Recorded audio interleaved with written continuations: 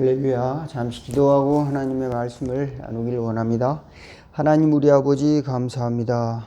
어지러운 세상 속에서도 하나님 은혜 안에 머물 수 있도록 초청하여 주시고 또 은혜 베풀어 주셔서 감사합니다.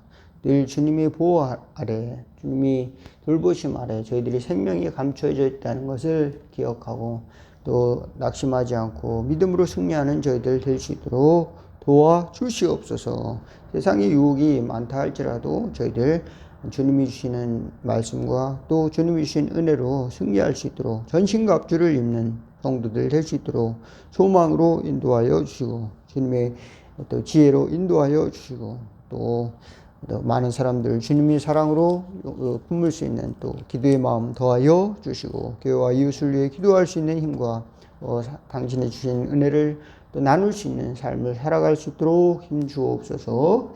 예수 그리스도 이름으로 기도하옵나이다. 아멘. 네, 오늘 함께 은혜 나누실 하나님의 말씀은 마태복음 7장 17절에서 25절 말씀이 되겠습니다. 교독하겠습니다. 이와 같이 좋은 나무마다 아름다운 열매를 맺고 못된 나무는 나쁜 열매를 맺나니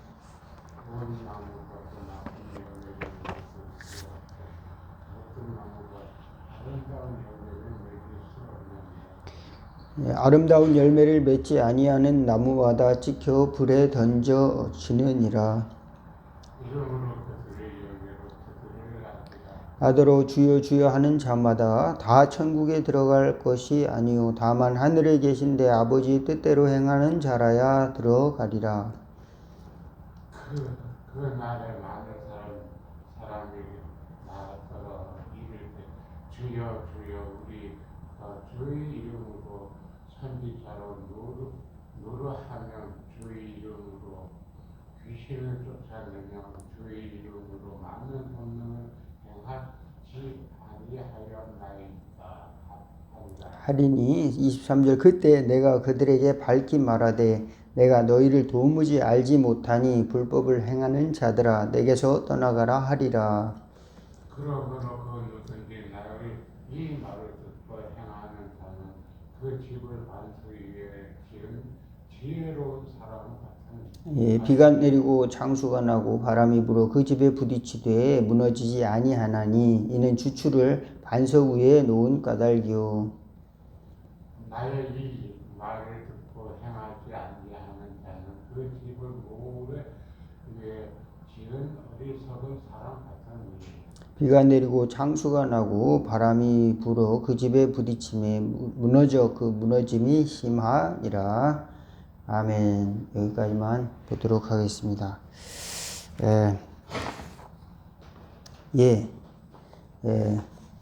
우리는 때로는 이제 신앙생활을 하다 보면은 내 마음이 이제 순전히 하나님의 온전해지면은 이제 내 마음이 순수하고 깨끗해지면은 나의 주변의 환경의 모든 문제가 다 풀릴 것이다 이렇게 기대하기도 한단 말이에요. 그런데 이상하게 이제 나는 기도하고 또 정직하게 살려고 하는데 세상은 그렇게 안 바뀌어 있다는 것을 이제 경험을 하기도 합니다. 그래서 예수 믿는 사람들이 이상하다. 왜 하나님이 나에게 은혜를 주셨는데 저 인간들에게는 이 세상은 다 똑같이 은혜를 주지 않으셨을까 이런 이제 생각을 또 하게 되죠. 그러다 보니까 사람들과 관계 속에서 자꾸 부딪히다 보면은 자꾸 이거 해결하려고 자꾸 증명을 하려고 그래요. 내가 옳아. 내 뜻이 내가 옳아. 그러다 보면 자꾸 이제 원치 않게 다툼이 생기기도 하고 이렇게 합니다. 하나님께서는 오늘 예수님께서는 마태복음 5장에 이제 우리에게 뭘 요구하시는가 했더니 열매를 요구하신다는 겁니다. 천국에 가려면 열매를 원하시는데 갈라디아서 5장 22, 23절에 보면 성령의 열매가 있죠. 9가지 열매. 그런데 그 열매를 내가 스스로 그 맺히고자 해서 쉽게 이게 맺혀지지가 않고 하나님께서 주셔야 되는 줄로 믿습니다. 네, 하나님께서 주셔야 되는데 그 방법이 보면은 그렇게 뭐 자세하게 나와 있지 않고 간단하게 이제 요한복음에 보면 포도나무가 가지가 포도나무에 붙어 있으면 당연히 열매를 맺는다. 이렇게 요한복음에 예수님께 꽉 붙어 있으라. 나는 포도나무요 너희는 가지다. 이렇게 얘기했단 말이에요. 그 다음에 성령의 열매는 사랑과 희락과 화평과 오래 참음과 자비와 양선과 충성과 온유와 절제니 이렇게 했단 말이에요. 근데 사람들은 이제 또 이제 눈에 보이는 열매를 말하잖아요. 무슨 이제 어떤 열매, 지식의 열매, 뭐 사람들 전도의 열매, 무슨 사람들이 뭐 눈에 보이는 열매, 저기 무슨 그 사업 축복의 열매 이런 거 눈에 보이는 열매 이런 것들을 눈에 보이는 거를 이렇게 또 내 재산이 불어난 열매 이런 것들을 눈에 보이기를 원하는데 성경이 말하는 열매는 하나님이 주신 선물 그런 거를 말씀하는 것을 알 수가 있습니다. 근데 그 하나님이 주신 선물을 잘 봐야 되는데 사람들은 이제 눈으로 보이는 거를 너무 좋아하다 보니까 귀신이 떠나가네. 그러면 저거는 권능이 있구나. 여기는 하나님이 역사하시는구나. 이렇게 이제 생각을 하기가 쉽죠. 병이 고쳐졌네. 그러면은 이제 그는 하나님이 고쳐줄 기적이다. 이렇게 생각했지만 또 그 고친 사람들은 이렇게 생각합니다. 내가 주의 이름을 힘입어서 귀신도 쫓고 병을 고쳤으니까 또 선지자 노릇했으니까 나에겐 성령의 열매가 있겠지. 이렇게 또 착각을 한단 말이에요. 근데 성경은 그렇지 않다. 근데 불법을 행하는 자들아 내게서 떠나가라. 물론 이제 그런 은사가 또 나쁜 건 아니고 또 귀신도 쫓고 그러면 좋죠. 그 다음에 병도 고치고 그러면 얼마나 좋습니까? 또 여러 가지 물질의 축복을 받고 하는 것도 다 좋은데 이제 그것이 곧 바로 성령의 열매는 아닐 수가 있다. 그렇게 되면 좋은데 그게 하나님이 주시는 최고의 열매는 아닐 수도 있다. 아닐 수가 있다. 여기 보면 그러므로 이렇게 나왔습니다. 그러면은 이것과 같다는 얘기입니다. 24절에 보면은 그러므로 뭡니까? 성령의 열매라고 하는 거는 그러므로 성령의 열매는 나의 말을 듣고 행하는 자가 성령의 열매를 맺는다. 그런 뜻입니다. 이제 17절부터 24절까지는 이제 열매로 그 나무를 안다 그랬으니까 열매로 그 나무에 좋은 것인지 좋은 나무인지 나쁜 나무인지 안다 그랬으니까 우리는 참된 좋은 나무가 돼야 되죠. 좋은 나무가 돼야 됩니다. 하나님이 주신 나무의 목적은 좋은 열매를 맺는 거죠. 성경에 나와 있는 예수님의 비유의 말씀에 보면은 좋은 열매를 맺는 것이요. 그런데 좋은 열매를 맺는 것은 그러므로 또 이제 비유가 또 하나가 나옵니다. 그것은 뭐냐? 이제 좋은 열매를 맺으려면은 집을 짓는 것과 마찬가지다. 근데 또 하나의 비유 속에서 또 비유가 나와요. 그러니까 이제 집을 지으려면은 어떻게 짓냐? 이렇게 하니까 반석 위에 지으면은 비가 내리고 창수가 나고 바람이 불어 무너지지 않는데 나의 말을 듣고 행하지 아니하는 사람은 모래 위에 지은 어리석은 사람이 돼서 비가 내리고 창수가 나고 바람이 불어 그 집에 부딪힘에 무너져 그 무너짐이 심하니라 그랬습니다. 그래서 이제 하나님의 말씀을 어떻게 실천하느냐. 그래서 최종적으로는 우리가 성령의 열매를 맺으려면은 하나님의 말씀을 잘 순종하고 실천하는 그 것을 가져야 된다. 그때 성령의 열매를 주신다. 그런데 우리가 나는 순전하게 살았는데, 나는 옳게 살았는데, 왜 이 인간들은, 이 원수들은 나를 공격할까? 이렇게 이제 이상하다. 저놈이 죽든지 내가 죽든지 한번 결판을 봐야 되겠다. 이런 마음이 들 때가 있어요. 저도 목사인데, 만약 저한테 계속 공격을 하고, 만약 나쁜 놈이라고 공격을 하고, 또 쓸데없는 말을 하고, 쓸데없이 나를 비방하고, 또는 사기를 치고 계속 그러면은, 야, 이거 속에서 뭡니까? 독이 오르겠죠? 독한 마음이 오른답니다. 야, 왜 그러냐 이렇게 따지기도 하고, 안 되면은 뭡니까? 이거 고소를 해야 되나, 아니면 네가 죽든지 내가 죽든지 해야 되나, 그런 마음이 들 수도 있어요. 그런데 성경에 보니까 신앙생활을 하는 유익이 뭐냐? 그것 때문에 너를 망치지 말아라. 그것 때문에 너의 인생을 망치지 말고, 이제 그런 여기 보니까 그런 상황이 우리 주변에는 많이 있어요. 살다 보면은. 그런데 예수님께서 오늘 하시는 말씀은 무슨 말씀이냐?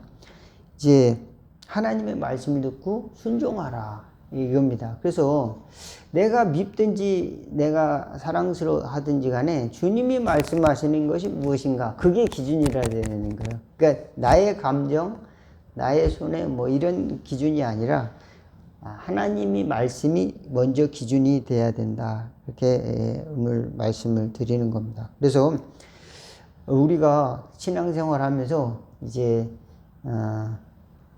그 균형이 깨질 때가 있어요. 하나님의 말씀을만 이렇게 많이 들으는데, 그 다음에는 이제 다른 사람 말은 잘 안 듣고, 다른 사람들은 또 이야기하는 소리는 잘 받아들이지 못하는 사람이 있습니다.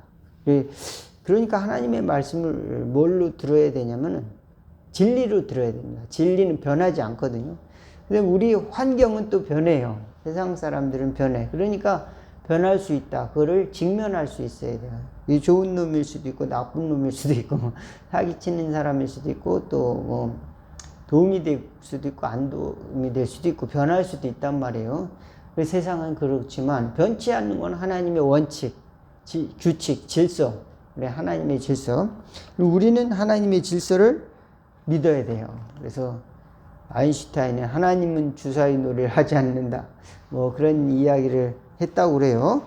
근데 어쩌면 물론 그건 이제 물리학자의 말이라 물리학적인 이야기일 수 있지만, 어쨌든 이 과학을 연구하면서 어떤 논리를 하나님이 맞게 만드시지 않았겠나. 어떻게 그렇게 불확정한 세계를 이렇게 만들어 놓으셨나.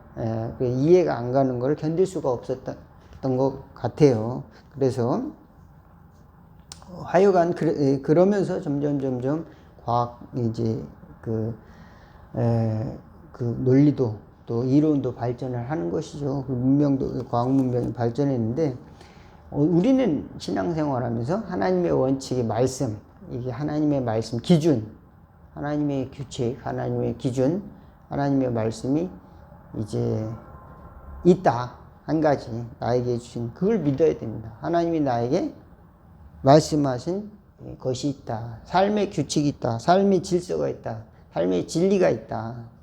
그걸 믿어야 됩니다. 그러면은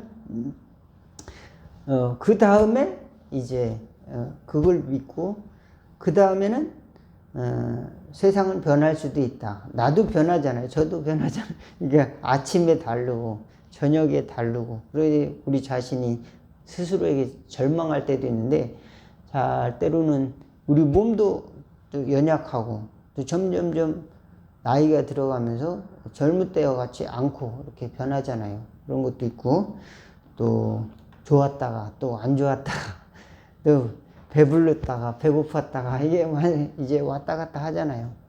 좋았다가 또 싫었다가, 외롭다가 또 즐거웠다가, 여러 가지 이제 바뀐단 말이에요. 감정도 바뀌고. 또 그렇지만 하나님의 말씀은 이제 질서, 하나님의 진리는 변함이 없다. 그러면 우리는 세 가지를 생각해야 됩니다. 첫째는 변치 않는 하나님의 말씀, 그거를 내가 믿고 받아들이겠습니다. 그 다음에 변하는 세상도 내가 변하는 나의 앞으로의 삶도 내가 직면하겠습니다. 내가 그것을 회피하지 않겠습니다. 이런 담대한 마음이 있어야 됩니다. 그 다음에 변하는 환경, 친구들, 나의 삶에 대해서 이제 긍정적인 마음을 가져야 돼요. 변할 수 있구나. 사회 환경이라든지 또 가족이라든지 교회라든지 변할 수 있구나. 이걸 생각을 해야 됩니다. 사람들은 변한다. 변할 수 있다. 나에 대해서 또 그 사람이 어떤 특성이 있어서 사람은 변하지 않아 그렇게 이야기하는 사람도 있지만 하여간 나의 환경은 변한다. 그 다음에 그거를 내가 직면해야 된다. 그것을 이제 용기를 가져야 됩니다. 그 다음에는 하나님의 말씀을 실천해야 된다. 한 가지. 그것을 변하는 세상에 이제 도전되었을 때 나는 내 뜻이 아니라 하나님의 뜻대로 한 가지 실천을 하겠다. 이런 마음을 가져야 될 줄로 믿습니다. 그러면은 이제 간단하게 이제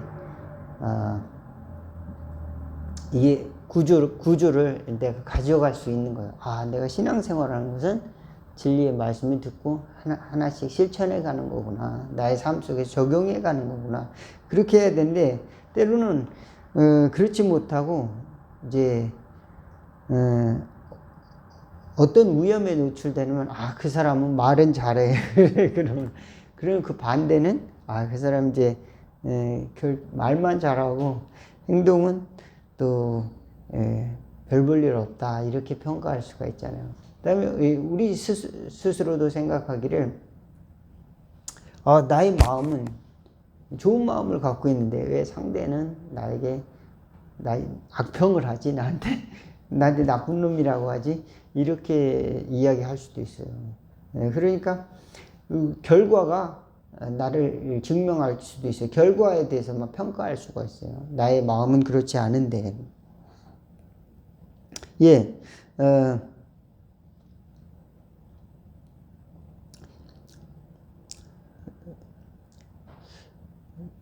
그러니까 우리 변하는 이 상태에 그거를 붙드는 것이 아니라 변치 않는 말씀을 붙들고 순종하면은 이제 우리 실천하는 것, 그것을 붙들고 나갈 때 때로는 욕을 먹어도 그것을 견딜 수 있는 용기를 가져야 됩니다. 사람들은 비난할 수 있어요.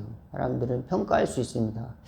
그렇지만 이제 하나님께서는 우리 열매를 보시니까 궁극적으로 성령의 열매를 맺고 하나님이 원하시는 열매, 또 좁은 길로 나아가면서 승리할 때까지 우리는 우리 삶 속에 하나님이 주신 것들을 받아들이고 또 승리해야 될 줄로 믿습니다. 그 하나님의 말씀 간단하게 말하면 이제 주님이 말씀했습니다. 원수를 사랑하라. 그러면은 원수를 사랑하라. 그런데 나에게 가까운 가족이 원수야. 또 나에게 가까이 가는 동료, 교인들이 원수가 될 수 있습니다. 친구가 원수가 되고 가까운 사람이 미워지는 경우가 있어요. 그러면은 또 사랑이 마음이 이제 잘 안 되죠. 미운 사람은 미워하는 마음이 든단 말이에요. 그러면 이걸 어떻게 실천해야 됩니까? 이렇게 된단 말입니다. 그런데 그 거꾸로 하다 보면 오히려 마음이 더 상처를 받는단 말이에요. 미운 사람을 그래도 내가 사랑하다 보면은 하나님의 말씀을 이루겠지 이렇게 생각하고 사랑하다 보면은 억지로 사랑하게 되면은 어떻게 됩니까? 억지로 원수 사랑이 돼요? 안 되죠. 그렇다면 보상을 바라게 됩니다. 내가 이렇게 해줬는데 너는 나에게 이렇게 원수로 갚아? 이렇게 마음이 되는 겁니다. 그런데 그 순서를 잘 기억해야 됩니다. 하나님의 원칙, 두 번째는 판단 정지하고 이제 직면하는 것, 이 세상 환경에 대해 받아들이는 것, 그 다음에 나에게 주신 말씀 한 가지 실천하는 것.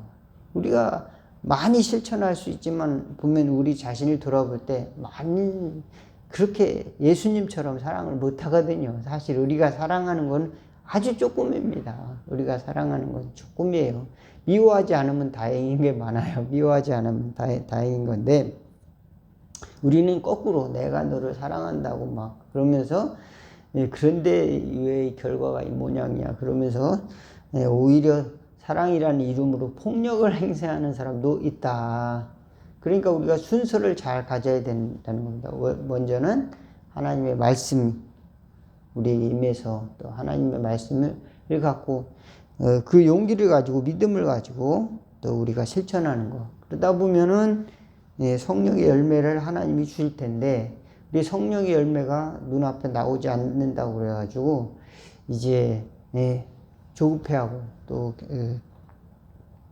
내 힘으로 사랑하려고 하다 보면은 또 잘 안 됩니다. 절대 내 기준에 못 미치는 경우가 많아요. 내 욕심에 못 미쳐요. 내 욕심에 못 미쳐가지고 이제 치우쳐지게 됩니다. 이제 내 의지와 감정과 또 하나님의 원칙, 이것이 이렇게 조화롭게 이렇게 이루어져야 되는데 어느 한쪽이 커져요.